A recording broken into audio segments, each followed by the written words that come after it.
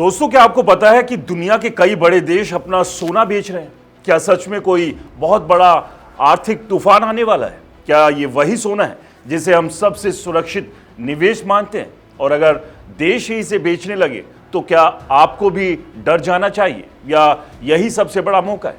यही सवाल आज पूरी दुनिया के इन्वेस्टर्स के दिमाग में घूम रहा है, क्योंकि हाल के महीनों में जो ट्रेंड सामने आया उसने गोल्ड मार्केट की पूरी कहानी को हिलाकर रख दिया। जहां एक तरफ सालों से सेंट्रल बैंक्स लगातार सोना खरीदते जा रहे थे, वहीं अब कुछ देशों ने अचानक अपने गोल्ड रिजर्व को कम करना शुरू कर दिया। और इस लिस्ट में सबसे ज्यादा चर्चा में है टर्की और पोलैंड, जिनके फैसलों ने ग्लोबल इन्वेस्टर्स को सोचने पर मजबूर कर दिया कि आखिर ऐसा क्या बदल गया कि जो सोना अब तक अनलिमिटेड सेफ हेवन माना जाता था, वही अब कैश कन्वर्ट किया जा रहा है। दरअसल अगर हम इस पूरी कहानी को गहराई से समझें तो सिर्फ गोल्ड सेलिंग की खबर नहीं है, बल्कि ये ग्लोबल इकोनॉमी के अंदर चल रहे उस दबाव की झलक है जो धीरे धीरे सरफेस पर आ रहा है। टर्की की बात करें तो वहां की इकोनॉमी पिछले कुछ समय से भारी संकट से गुजर रही है। उनकी करेंसी लीरा लगातार कमजोर हो रही है। इन्फ्लेशन कई बार 50% से ऊपर जा चुका है। आम जनता भी परचेजिंग पावर गिर रही है और सरकार पर फाइनेंशियल प्रेशर लगातार बढ़ रहा है। ऐसे में टर्की ने अपने गोल्ड रिजर्व का एक हिस्सा बेचकर लिक्विडिटी जनरेट करने की कोशिश की, ताकि शॉर्ट टर्म फाइनेंशियल ऑब्लिगेशन को पूरा किया जा सके। यानी एक तरह से उन्होंने अपनी इमरजेंसी सेविंग को खर्च करना शुरू कर दिया। और यही वो संकेत है जो एक्सपर्ट्स को चिंतित करते हैं, क्योंकि जब भी कोई देश अपने रिजर्व एसेट्स को बेचने लगे तो इसका मतलब होता है कि सिचुएशन सामान्य नहीं है। वहीं पोलैंड का मामला थोड़ा अलग है, लेकिन उतना ही महत्वपूर्ण।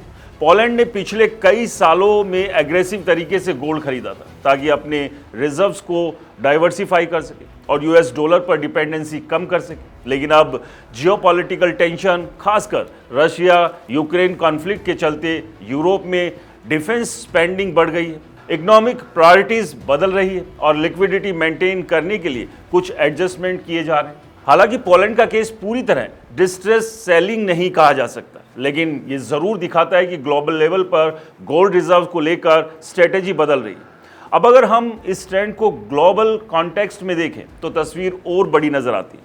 मिडल ईस्ट में बढ़ते तनाव, ईरान इजराइल के बीच खिंचाव, यूएस और चाइना के बीच ट्रेड और टेक्नोलॉजी वॉर, ग्लोबल रिसेशन की आशंका, राइजिंग इंटरेस्ट रेट और डॉलर की मजबूती।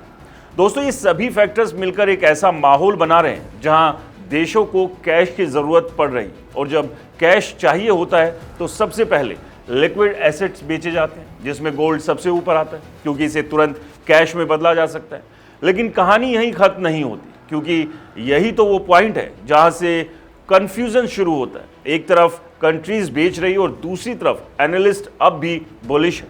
और कई बड़े इंस्टीट्यूशंस लॉन्ग टर्म टारगेट $5,000 प्रति औंस तक दे रहे हैं। भारत में भी 24 कैरेट सोने का भाव लगभग 1,52,000 प्रति 10 ग्राम के आसपास चल रहा है, जबकि चांदी 2.5 लाख प्रति किलो के आसपास बनी हुई है।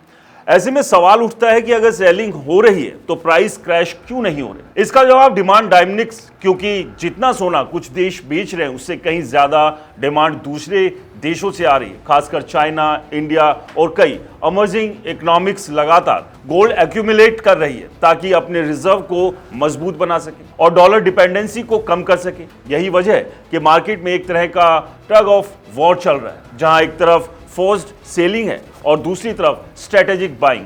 और यही इस पूरी कहानी का सबसे बड़ा ट्विस्ट है कि जो खबर आपको डराने के लिए काफी है, वही खबर एक बड़े मौके का संकेत भी हो सकती है।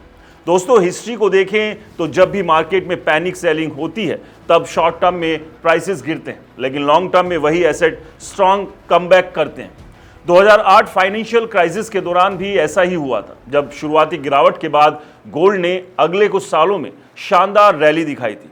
और आज भी सिचुएशन कुछ वैसी ही बनती नजर आ रही है। शॉर्ट टर्म वॉलेटिलिटी बढ़ रही है, प्राइसेस में उतार चढ़ाव आ सकता है, लेकिन लॉन्ग टर्म फंडामेंटल्स अभी भी गोल्ड के फेवर में है। इन्फ्लेशन अभी भी ग्लोबल कंसर्न है, जियोपॉलिटिकल रिस्क कम नहीं हुआ, सेंट्रल बैंक्स अभी भी डाइवर्सिफिकेशन कर रहे हैं और इन्वेस्टर्स अब भी सेफ एसेट्स की तलाश में। यानी एक तरफ हेडलाइंस डर पैदा कर रही है और दूसरी तरफ फंडामेंटल्स स्ट्रेंथ दिखा रहे हैं। अब ऐसे में एक आम इन्वेस्टर क्या करें, ये सबसे बड़ा सवाल है। अगर आप शॉर्ट टर्म ट्रेडिंग करते हैं तो ये मार्केट रिस्की हो सकता है, क्योंकि न्यूज़ ड्रिवन वॉलेटिलिटी आपको नुकसान पहुंचा सकती है। लेकिन अगर आपका नजरिया लॉन्ग टर्म का है तो ये करेक्शन एक अपॉर्चुनिटी बन सकता है। दोस्तों, एक्सपर्ट्स का मानना है कि गोल्ड को हमेशा पोर्टफोलियो डाइवर्सिफिकेशन के रूप में देखना चाहिए, ना कि क्विक प्रॉफिट के लिए। यानी ये वेल्थ प्रिजर्वेशन का टूल है, ना कि स्पेकुलेशन का। इसलिए अगर आप इन्वेस्ट करना चाहते हैं तो लमसम के बजाय स्टैगर्ड तरीके से इन्वेस्टमेंट करें, वो ज़्यादा सुरक्षित हो सकता है। SIP style approach gold ETFs या सॉवरेन गोल्ड बॉन्ड्स के जरिए अपनाई जा सकती है। वहीं चांदी की बात करें तो हिस्टोरिकली सिल्वर गोल्ड से ज़्यादा वॉलेटाइल रहा है, लेकिन इंडस्ट्रियल डिमांड के कारण इसमें भी लॉन्ग टर्म पोटेंशियल है। खासकर रिन्यूएबल एनर्जी और इलेक्ट्रॉनिक्स सेक्टर में सिल्वर की डिमांड बढ़ने की संभावना है, इसलिए सिल्वर भी एक कॉम्प्लीमेंट्री इन्वेस्टमेंट बन सकता है।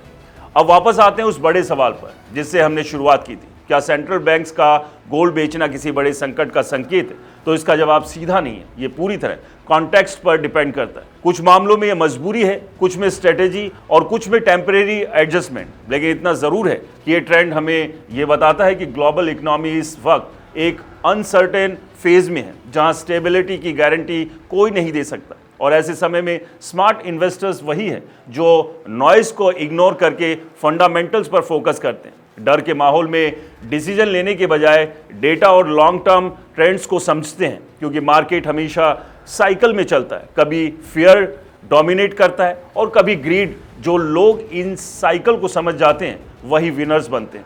इसलिए आज अगर हेडलाइंस आपको डरा रही है कि देश अपना सोना बेच रहे हैं, तो एक कदम पीछे हटकर ये भी सोचिए कि क्या ये वही मोमेंट है जब बड़े खिलाड़ी चुपचाप से एंट्री करते हैं। क्योंकि इन्वेस्टिंग की दुनिया में एक पुरानी कहावत है, जब सब डर रहे हो तब खरीदो, और जब सब लालच में हो तब बेचो। और शायद यही इस पूरी कहानी का असली सबक है कि गोल्ड का ये सेल ऑफ सिर्फ वार्निंग नहीं, बल्कि एक हिडन अपॉर्चुनिटी भी हो सकता है। बस फर्क इतना है कि आप इसे किस नज़रिए से देखते हैं, पैनिक के साथ या स्ट्रेटेजी के साथ। दोस्तों, आपको क्या लगता है, ये समय सोना खरीदने का सही है या अभी इंतज़ार करना चाहिए? आप क्या करेंगे? हमें कमेंट्स कर ज़रूर बताएं। ये वीडियो पसंद आए तो इसे लाइक करें, शेयर करें और हमारे चैनल को सब्सक्राइब और फॉलो करना बिल्कुल ना भूलें। और हाँ दोस्तों, ये वीडियो एजुकेशन और नॉलेज के लिए है, यहाँ पर निवेश की सलाह बिल्कुल नहीं है, इसलिए जहाँ भी निवेश करें सोच समझ के करें। नमस्कार।